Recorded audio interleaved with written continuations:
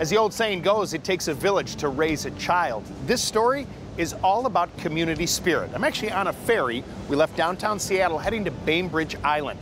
It's home to more than 22,000 people, and there's a community there that's come a long way since its logging and shipbuilding days. At Grow Community, the homes are grouped into tiny neighborhoods, nestled around shared walkways and gardens with parking on the perimeter. It's a lesson in urban planning. So Maria, you not only helped to create this concept, but you're living here with your family, correct? What's it like? Exactly. Well, I was warned that it would be a bad idea to live in a development that I'd created myself, but I really wanted to experience what it would be like. This is a community where people can live in a way that reduces their ecological footprint overall. Not only that, it's a place that is fun and interesting to live and healthy. We decided we had to create something that was completely new, completely different by asking people we knew, if you could create the perfect neighborhood, what would it look like? We heard time and time again, I'd love to live in a neighborhood where I know my neighbors, where the paths are safe for the kids to run and play. This is a place where we've designed very intentionally so people will unintentionally connect with their neighbors. The gardens are out front in the front yard, and so again, it becomes a place that is really more fun and easier sort of lifestyle for people, and so it attracted a variety of different people. The homes here all have a small footprint. Some are 1,100 square feet.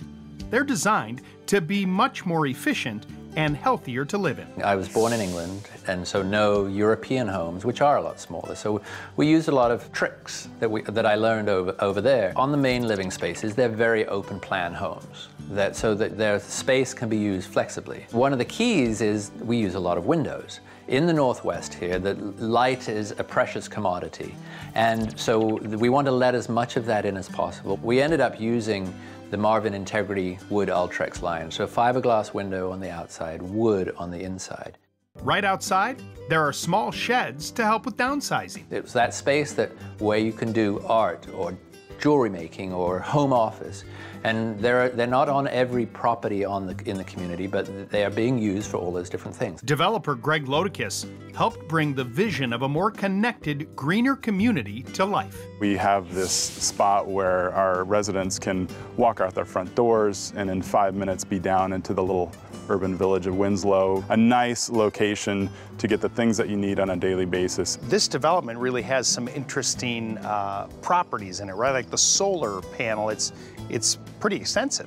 100% of the homes have solar, and that was all done by the residents here. Our effort was to work with the manufacturers of solar to create this package that was too hard to pass up. The residents were able to get a secondary loan, get solar on their roof, get their home to net zero, meaning producing all the energy it uses, and get paid for that.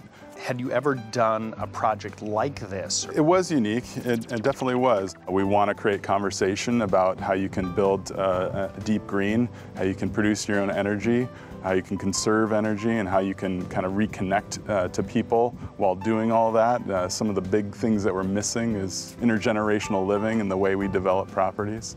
And so we get excited both in this phase and our next phase about creating more of that for people that want to age in place and mix with families and kids, and we think that's a healthy ingredient recipe. You know, I got to tell you, I really like this place, and the people we spoke to today, they're not just talking the talk. When the cameras weren't rolling, people were walking by, they were saying hello, how are you doing?